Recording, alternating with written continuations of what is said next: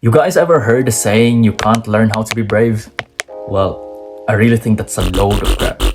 Growing up, I used to be a total coward. I used to be a total chicken. And it was because I was a weak and sickly kid.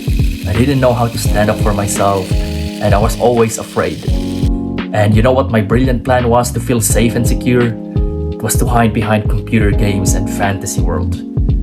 But somehow I knew that life could be more, that life has something more to offer than the four corners of my screen. And it was out there, but what's out there is scary, it's mean, and it's a terrifying world. So that dilemma made me miserable. But that voice inside of me saying to go out there and to be more kept getting louder and louder. And so I set out to try. I decided to go out there and achieve something real and meaningful. And I did. I finished my studies, I got my degree. That achievement was the catalyst for my life to turn 180. And a lot has happened since then.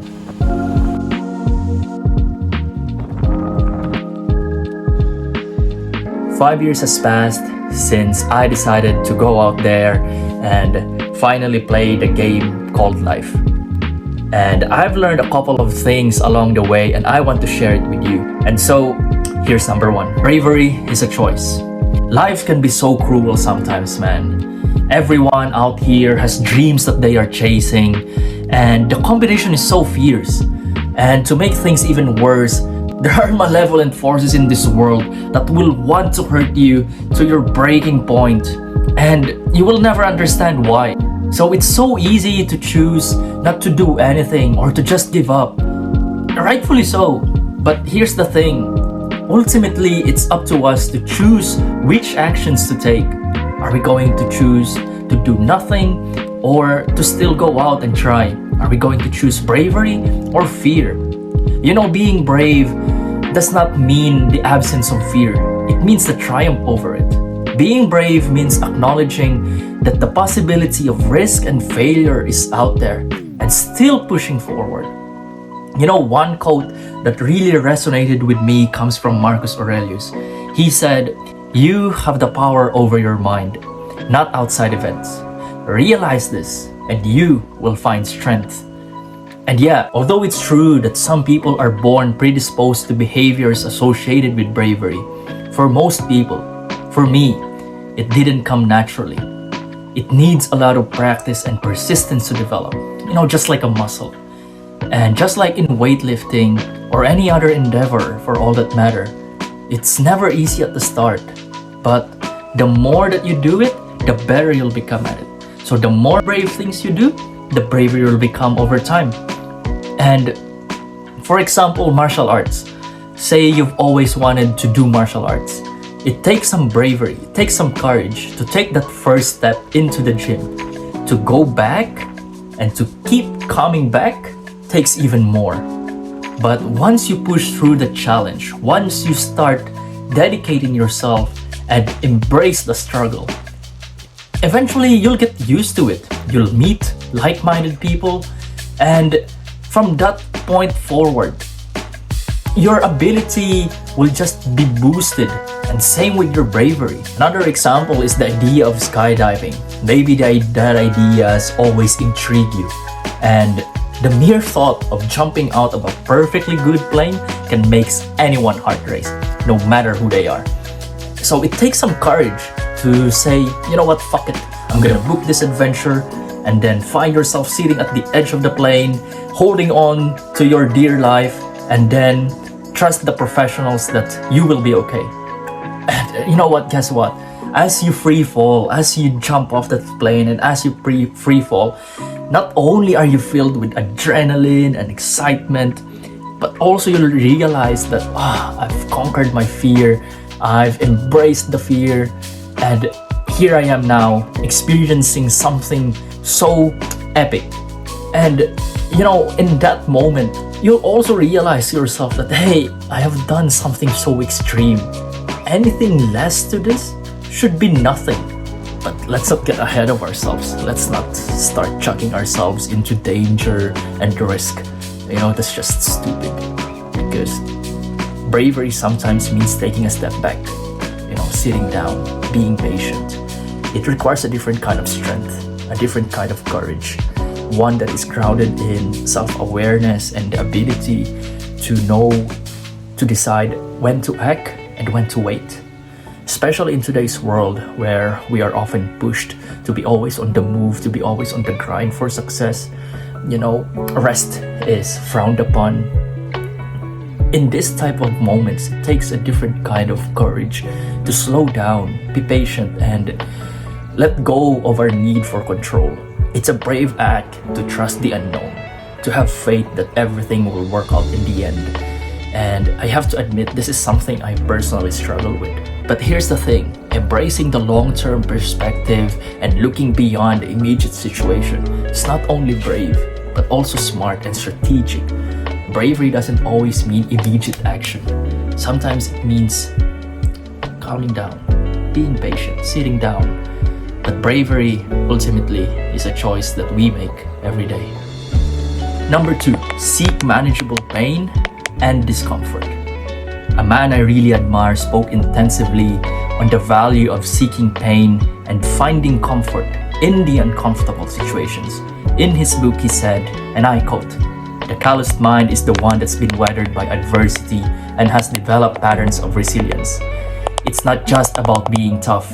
It's about being able to suffer through difficult situations and still come out the other side stronger. The calloused mind is not about being fearless. It's about acknowledging your fear and insecurities and still pushing through them to achieve your goals." This man's life is a testament to his philosophy. Despite facing immense challenges, he set out to join the Navy SEALs and went on to become an ultramarathon runner, breaking and setting world records. The man I'm talking about, his name is David Goggins. You see, according to Goggins, the mind is like a muscle. The more you put it under stress, the stronger it becomes. When we intentionally seek out challenges and uncomfortable situations, whether it's learning something new, engaging in physical activity, embracing vulnerability, or facing fears and rejection, you develop the courage to tackle that adversity. Each uncomfortable situation becomes an opportunity for growth and self-discovery. These experiences will allow us to expand our comfort zones, break free from self-imposed limitations.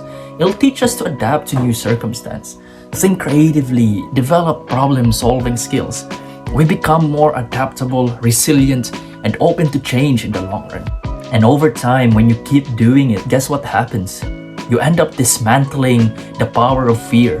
You learn that fear is a natural response. It's just how it is, but it doesn't have to have control over us. We become comfortable being uncomfortable. So, fear doesn't really have a grip on us anymore. We can say fuck you to it, and it doesn't have to guide our actions and decisions anymore. I don't know how it looks for you, but for me, the way I seek discomfort is, by always trying to learn something new. YouTube, for goddamn sake, is such a pain in the ass, man. Or, going to jujitsu. Fucking sucks. Going to gym, cold showers, long hikes, fasting, even learning to trust someone, letting someone in, accepting criticisms, accepting rejection, and my list can go on. And yes, doing all of this will 1000% suck. I can guarantee you that you will hurt, you will cry, you will doubt yourself. You'll probably end up getting a heartbreak and have countless sleepless nights. But I believe this is the price you have to pay, we have to pay, in order for us to have a successful and meaningful life. Yes, it will hurt, but just imagine how much more it would hurt when that unwanted storm, because there will be unwanted storms in your life. People you love will die, people you care about will hurt you, you will get sick. There will be moments where you will be called to action. And just imagine if you didn't train, if you didn't strengthen your mind or your body. Imagine how much you would hurt if you don't have that bravery inside of you to go towards the battle.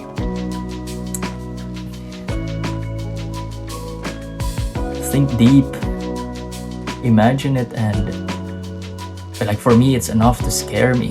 So this brings me back to the first principle. Ultimately, we are the ones responsible for the changes that we make in our life. Number 3, remember what you've been through. I've specifically put this part at the last part because these are for the ones who have decided already to walk the thorny path, the uncomfortable, often lonely path. These are for the ones who have consistently exposed themselves to the discomfort and pain. There will be times when you'll start wondering, why even bother, right? What are all of this pain for? I want you to remember what you've been through. Similarly in the past, for sure, you have doubted yourself. You have questioned your abilities. You also wanted to give up and abandon ship. You were also afraid back then to take the next steps moving forward. But guess what? You have persevered. And now you find yourself here, climbing another mountain and again doubting yourself. It's okay to doubt. It's okay to be scared to the next steps. It's okay to feel afraid of how much pain you will have to endure. Fear will always be there. Doubt will always be there. I just want us to remember that it's what we do when we are afraid that really matters. It's what we do that's what we are in control of. Also remember who you used to be before. Think about the afraid you, the little kid you who was always afraid. To think about that little kid who took all the beating, who took all that shit, the rejection, the criticisms, who took in all that fear and didn't give up. And imagine now that, he's smiling at you, he's raising his hand, he's giving you the thumbs up, and he's saying that he's proud of you. He's proud of what you've become. So close your eyes and remember. Close your eyes and imagine that little kid nodding on you and giving his approval. Acknowledge his strength. Acknowledge his bravery. For taking all of that shit, for gritting his teeth. Acknowledge his strength and realize how much stronger you are now, how much smarter you are now, how much capable you are now, and how much braver you are now.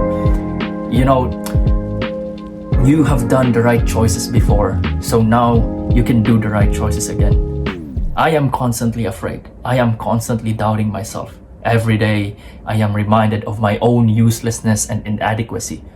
But I choose to believe in myself. I was brave before, and I know I can be brave again.